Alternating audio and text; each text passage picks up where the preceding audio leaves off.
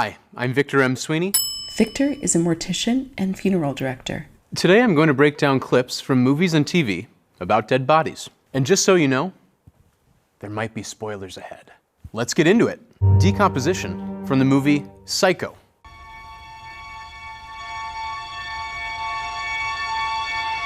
If you look at Mrs. Bates's face, you're going to see that her eyes have completely decomposed, leaving only the empty sockets. Likewise, you'll notice that her zygomatic arches, that is the cheekbones, are extremely prominent as the skin is tightened up. Desiccation would be the breakdown of a body by drying. So we're talking about mummification here. Mrs. Bates's skin, it would probably be something similar to a football. It would be hard and leathery.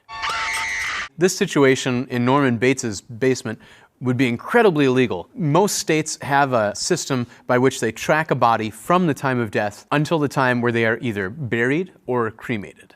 Setting the features and cosmetizing the deceased from the movie Bernie. You must cast the nails to the person.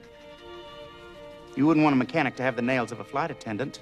So this clip gets so many things right. It's very important to remove any unwanted nasal, ear, or facial hair. So we see Bernie here removing facial hair. And this is very important across the board, male or female. Ideally, when someone is in the casket, we really want them to look their best. So for a man, that might include removing unwanted nose hair or ear hair. Little devil, do you? And it's no more peeking. We see Bernie glue both the eyes and the mouth. This is a common practice, but not always necessary. It might be the case that eyes are not meeting correctly, and you may need to glue them, but generally they'll abut quite nicely. And we must always be on guard for the mischievous lip drift. You'll notice when Bernie is gluing the lips that they're kind of a grayish color. What that might show me is that there was too much formaldehyde in the solution and too little dye. Because generally your internal dyes in the fluid are what's going to create that nice rosy color in a body. And if there's too much aldehyde, it's going to create a gray cast, and what you really want is a pink cast. If it's already happened, it's too late, and it would need to be corrected by a lipstick or a heavier makeup. Then apply highlights. Do not over-cosmetize. This is great because you see him actually warming up some of the features. You want to try to hit the hot spots with makeup or blush. Generally the forehead, the lower ramus, that would be the lower jaw. You're also going to try to hit the tip of the nose and the point of the chin. Just a note to always remember, too much color does not make one look more alive. Flying body, mouse hunt. It doesn't matter what color it is. They're usually weight tested and strength tested, so this terrible thing doesn't happen to people in real life. You'll see that the casket has what's called bail handles, so they have individual handles for each casket bearer. Typically, you're going to see a casket with what's called a swing bar handle, so it's going to be a rail that runs the whole length. You can see the light actually poking through. So that's going to tell us that this is a non-gasketed casket. There's no seal around it. It would also be my assumption that it is not locked. The lid shouldn't be that wobbly, which is going to be a huge problem when you see him totally destroy the hearse and shoot up in the air. Another odd thing about this, Dad's not wearing any pants in the casket. It's common enough where people don't wear socks or shoes, but typically in an open casket situation, you're going to see at least the top of the pants. So I can't imagine they had his underwear hanging out or his maybe dress shirt tucked into them. I don't know. Moving casket, death at a funeral. What are you doing to let you out? The casket should be locked. The way it flopped open tells me it's not. It maybe shouldn't be as easy to move as this shows. One thing to notice is that they have Dad facing the wrong way. What kind of Mickey Mouse business are these people running anyway? This will come into play when they go to the cemetery for burial, let's say, as most cemeteries are aligned east to west, with the head being at the west end and the foot being at the east. That's why it's called a headstone, because it's typically on the west end of the grave. The reasoning for that goes back a long way to antiquity, where in Christianity they believe that the second coming is going to come from the east, so that way if you were to rise out of the grave, your feet will be here and your head will be facing east as the sun comes up. Coffin flop from I Think You Should Leave. We showed over 400 naked dead bodies on our show Coffin Flop. Every example in here is not a coffin, but a casket. Caskets are rectangular, while coffins are generally shaped like a human. The other issue I noticed, you see this clip where the gentleman falls out of the side, his head is on the wrong side of the casket. He should be the other way around with the head on the left side. In addition, there are a number of naked bodies falling out of caskets, which would lead me to think that they can't be public visitation funerals, they must be closed casket. But then the question remains, why are they still naked? I don't know what to tell you, bud. Mortician's worst nightmare, dropping a body. Taking out the viscera, the haunting of Hill House. Do you know what I'm doing right now? I'm elbow deep in our sister's chest cavity, pulling out a bag of her internal organs. That's what happens when a body's autopsied. So this representation is pretty accurate. Typically with an autopsy, there are two major incisions on the body. There's the Y incision, which starts at the collarbones, meets at the base of the sternum, and then goes down all the way to the pubic bone. Maybe not so accurate that she cracks open the chest cavity, because in addition to making that incision, the chest plate, that is the breastbone, is cut out as well. So ideally there's nothing to crack because everything should be kind of wide open. Don't talk to me that way. We see here that she's clipping through multiple sutures.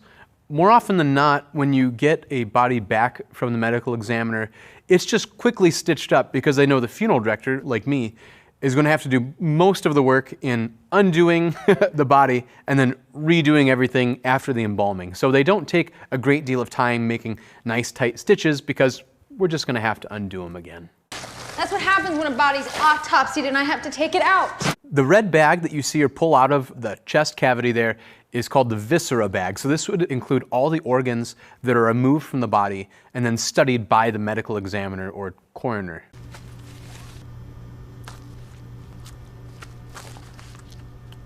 Probably the longest task of embalming a body that's been autopsied is typically the suturing up of the body, but then also of the head. What you want to achieve is a nice tight suture so that way you don't have any leakage or anything like that coming out of the body. There's one method called the whip stitch, which is circular movements around the incision in order to get it nice and tight. It doesn't have to look good, but it just has to be effective in order to keep a nice good seal. There's another type of closure called the baseball stitch. So if you were to look at a baseball, you're going to see threads going left and right all the way down in almost a chevron. This is a great stitch. It's one of the most secure as far as leaks is concerned.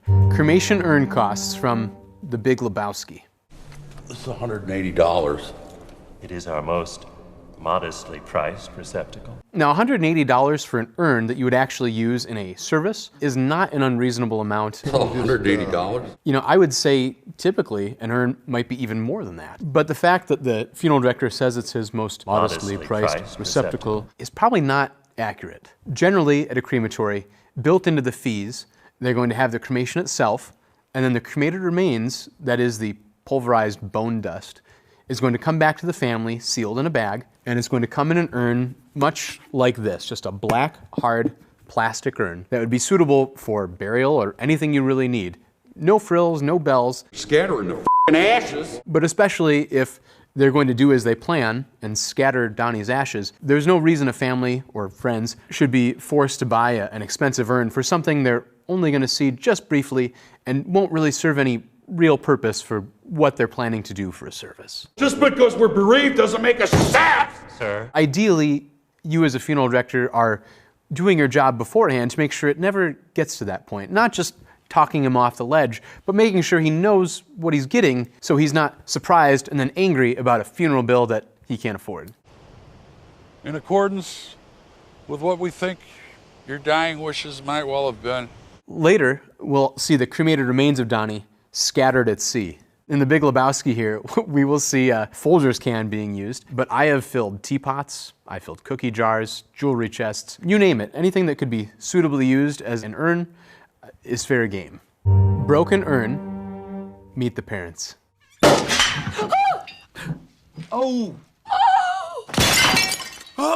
Ideally, those cremated remains would be sealed in a bag inside that urn, so when the urn itself broke, the cremated remains would remain intact in the bag. And this doesn't seem to be an unreasonable amount of cremated remains for a human. It does tend to differ. Typically, the amount of cremated remains you'll get back is based on the size of the person, but primarily on their bone density. So generally, men will have more cremated remains than a cremated woman would. It takes a lot out of him. And embalming from the movie Kissed. Welcome to embalming. Ah, that's more comfortable. Where to begin? Okay, right away you'll see the gentleman is laying on the table. His head is not up. He puts his head up afterward. His head should be up almost from the time you pick him up from the hospital. His head needs to be elevated to make sure the blood isn't pooling in the backsides of his ears. Also, this guy is wearing no personal protective equipment. He's wearing a smock, yes, and gloves, but he's wearing his daytime clothes. He should be in a gown, in a smock over that, 2 pairs of gloves, a face mask, a face shield over top, a hairnet, and shoe covers. And as you can see, he's wearing none of that. So if you were to have blood splatter, let's say, that guy's shirt is getting ruined. The lid needs to be on that embalming machine, otherwise he's going to be releasing formaldehyde gases into the air. Jugular is for draining, and the carotids for injecting. I'll give the guy a little credit. He's right on that. Your carotid artery is a very good artery for introducing embalming fluid. It's large, it's going to be rubbery and fairly flexible. And so as you're pumping fluids in at a high volume and at a great deal of pressure, that artery is able to withstand that. He's also accurate that the jugular is a good place to drain from. It's a large vein, both of them up by the neck. So he would be accurate there as well. Trocar. Many see it as the embalmer's sword. I hope funeral directors and embalmers don't talk like that. We suck out all the goo, then we replace it with more magic elixir. That way our young friend won't bloat up like a pig. Embalmer's sword and miracle elixir, come on. Also, he's pointing it the wrong way. Typically, when you insert a trocar, you want to go near the navel, and you actually want to go upward first. So you want to go into the thoracic cavity and draw out all the fluids that are there first. The reason being is after you draw out the fluids from the thoracic cavity, you can move down to the abdominal cavity without having to remove the trocar, and you're not introducing, let's say, gut bacteria into the thoracic cavity, you're doing it the other way around. What's happening is he's puncturing all those lower abdominal organs. He could be puncturing through the intestines with fecal matter. And then what is he going to do? Turn around and stick that fecal matter right up into the thoracic cavity or up into the throat? That would be terrible. You get used to the smell. Mortician makeup. It's Always Sunny in Philadelphia. I'm here. Oh, what on earth did you do to your face? I had it done at a funeral home. For a corpse, Frank looks great. For a live person, not so much. You go to a funeral home to get gruesome repairs. Most embalming chemical companies will also have a specialized makeup for the deceased. Whereas most makeup is meant to go on warm bodies, this makeup is meant to go on cold bodies. You'll notice he has kind of a pale cast to him. Look. Ideally in the casket, you don't want to have that look because that's the look a dead body will normally take on. You look like you're at your own wake. Frank. So in his case, the mortician could have just used a little bit of rouge. You can see he darkened around the eyes quite a bit, and that would be abnormal for what I try to do. You don't want to draw great focus to closed, dark eyes, because again, that provides the effect of a look of death. And we want to avoid that if at all possible. I gotta get my makeup redone. Glass casket, Snow White and the Seven Dwarfs. Historically, full glass caskets or coffins were not the norm. At a certain point in the 19th century, caskets or coffins might have a little window for viewing, so it's possible they'd have a little door above where the face is, and there would be a pane of glass so you could see your loved one without having to open the casket. Today, we don't often have glass caskets, although there are companies that are starting to promote the idea of plexiglass caskets so you can get a full view of your loved one. I myself am not crazy about the idea because every so often there are things that go wrong with the body that you can't control, and you don't want that to be on full display in front of a grieving family. There is always the potential for what we call purge. So that would be the expelling from an orifice of something that shouldn't be there. So you could have lung purge, usually it's like a frothy white color. You could have stomach purge, which is generally the consistency of coffee grounds. And then you could also have brain purge. And in a glass casket, that might be a major issue if that were to happen and you weren't there to catch it. Gosh, that's a bad sign. Transporting the body, 6 feet under. You grab his shoulders on 3. Ready? 1, 2, 3. This is a great example of how to throw your back out. Probably the proper way to do this would be to have one of the directors roll the body, and then there's what's called a slider board. It's like a thin plastic, almost like a stretcher, that can go underneath the body. So we'd roll them, put the slider board underneath, lay them down upon the board, and then actually both of you go around to the cot side and pull them off the bed and onto the cot that way, working together. The body becomes unshrouded. Whoa. And we see the gentleman has an erection. Angel lust. Does that happen a lot? I've been doing this since I was 18. I've never seen that happen. The only time I've ever seen corpses have erections is actually during the embalming process. If the pressure is up too high, sometimes that will direct fluid to the spongy tissues of the penis, causing a slight erection. And if that were to happen, I would just turn the pressure down and that'll decrease in time. Wrong dead body, death at a funeral. Who's this? You know, I asked myself the same thing when my dad passed. I said, who is this man? No, Brian. Who's this in the coffin? Because that's not my father.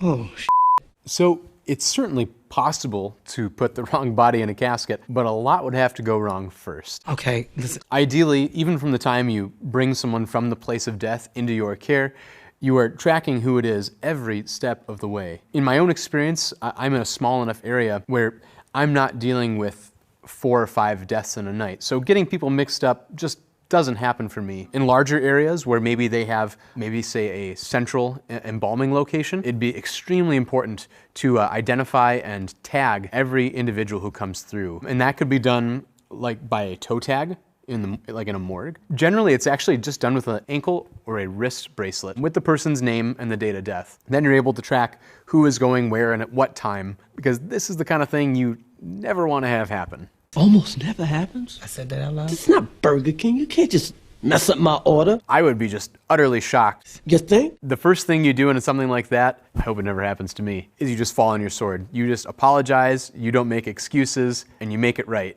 And it might be that funeral is free. Look, I'm trying. Draining blood from the body, final destination.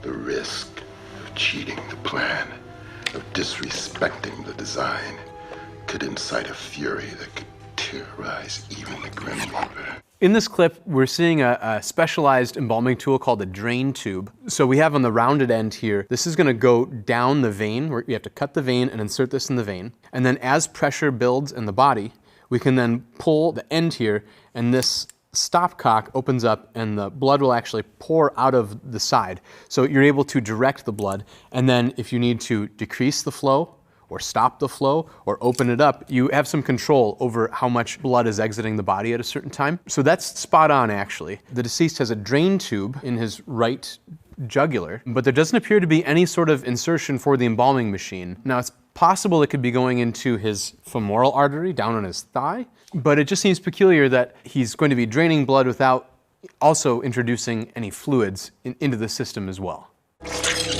The removal of the drain tube is fairly accurate in this scene. Interestingly enough, we don't see any ligature, so there's no string at all. Typically, when we're embalming, we want to have some ligature to tie off those arteries and veins that we're working with. Otherwise, you're going to have leaking, right? If we've made a hole in the circulatory system, it's got to go somewhere. Ideally, he'd have those veins ready to tie off, he'd have the ligature there, he'd pull out the drain tube and tie it tight. Okay, then. Taking a dead body, Little Miss Sunshine. One of the many things wrong with them taking Grandpa through the window as opposed to through the proper channels is that the state wants to track where a body is from the time they pass away until the time of what we call final disposition, either burial on the ground or cremation generally. What's gonna happen to Grandpa? Initially, they're going to track the place of death, which would be, in this case, the hospital, and then they're going to have a transfer permit, which would be to the funeral home. So missing that step, nobody's going to know where he is until he gets back in the care of someone with proper jurisdiction. He's slipping. So as far as getting a dead body out of a hospital window, I think they did a really good job. Some points for improvement: winding that shroud a little tighter would prevent some of that floppiness. If they had a little more time to plan ahead, it wouldn't be the worst idea to have something firm underneath him so they can make that smooth transfer without him falling down. Ideally, they would want to put him out feet first, because then those on the receiving end would have less weight to carry initially, and then they could even rest his shoulder blades on the windowsill before making that final transfer out. Calling the mortician the Godfather. Well, my friend, are you ready to do me the service?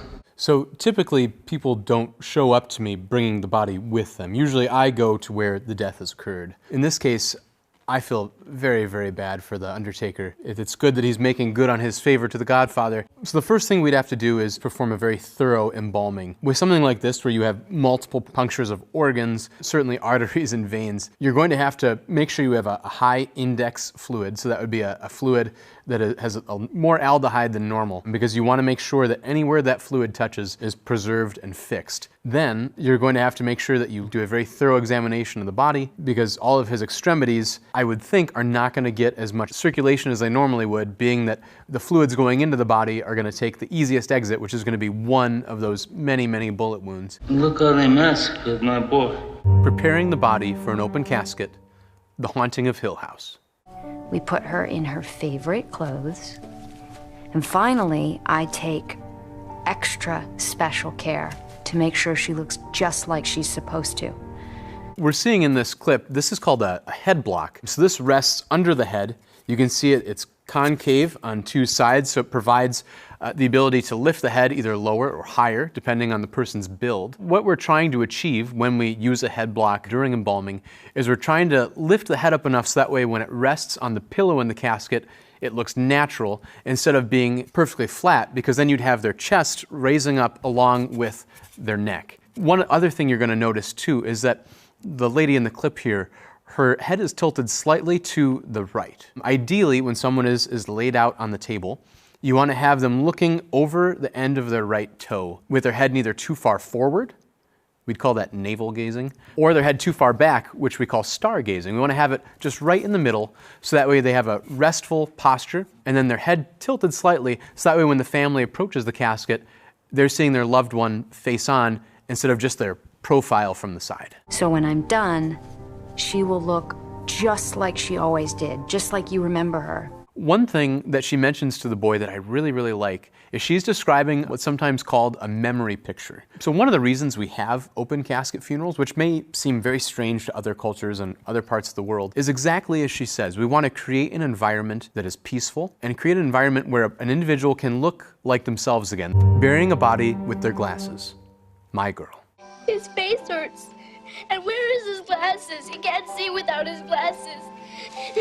Put his glasses on. You guys, this is the saddest movie. Who's going to be an acrobat? But the scene is really great because it does speak to the truth that you normally see people with their glasses on. Even though I'm not wearing my glasses when I'm asleep and laying down, in the casket it's another thing, because you're usually looking at a person and trying to make that image of them as you would normally see in everyday life. Poor Thomas J. You can see him here, he's still in the casket with the effects of those bee stings. That's one thing, if I were the funeral director, I would work very, very hard to cover those up. Not that you want to deny the fact that that's how he died, but his family isn't going to want to see him with the cause of his death all over his face. There are two ways that you can reduce swelling in a body. One way is to actually weight down the swelling with a soaked piece of cotton. That would just be soaked in water, but heavy enough to reduce that swelling to a flattened area. And then once the tissue is fixed, then it would not be a raised, swollen area anymore. The other method is to actually use what's called a tissue reducer. So this is quite an older model, but if it's not broke, don't fix it. But a tissue reducer is basically a small iron, and you can see the foot on the end here. It gets hot, hot, hot, and you actually would use this in conjunction with some face cream. You'd put cream over the swollen area and then use the hot iron to actually iron out those raised areas. So it would cause the tissue to constrict and then therefore the swelling to go down. It takes a fair amount of skill and care to use something like this, but in a situation like Thomas J. here, for the family, you would want to do everything you could to decrease the swelling of those bee stings. American military funeral, American sniper. Fire! Freeze it! Up! I would say in this clip, they absolutely had the military funeral down perfectly. So every veteran that passes away that has been honorably discharged from the military is eligible for certain burial benefits. These would be things like a flag to drape over the casket. It would be military honors at the graveside, and that would include rifle volley, so the firing of the guns. Fire! It would include taps. and it would include the folding and presentation of that flag to the next of kin. Veterans are also eligible for a marker from the government for their grave, whether upright or flat, whether granite or bronze. Ready! Aim! Fire! So, with the shooting of the rifles in this clip, you'll hear that often referred to colloquially as a 21-gun salute, but that is actually technically reserved for only the president, former president, or heads of state. So actually, at the graveside, a veteran is going to get just what's generically called a rifle volley. It could have 7 riflemen, it could have 2, it could have 1. Lowering the casket, the Royal Tannenbaums.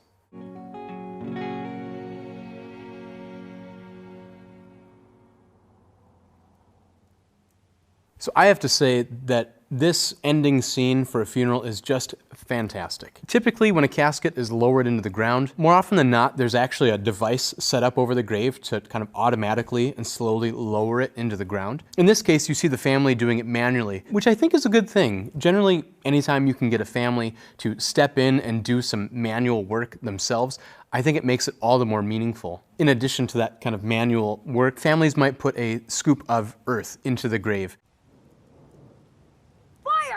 We see the little boys firing their BB guns in honor for their grandpa. Probably my favorite part of this whole thing is the absolutely false epitaph that is on his headstone. I would love something like that for myself someday. My favorite epitaph I ever saw had the person's name and when they passed away, and the only epitaph was, "a good man." And that's always kind of stuck with me. I mean, that really should be the goal of all of us, to just be a good person, and if that's all that's said, all the better. Conclusion. Being a mortician, I think there's a lot of stigma against morticians and funeral service generally. There's always the idea that we are greedy or vultures or preying on the vulnerable. But really, can you think of many more professions where people are working holidays and nights and weekends to take care of someone you love on your behalf? As we're all going to experience, or maybe we've experienced already, death is a part of life. And it's always a fun and interesting challenge to see it portrayed on film or in TV.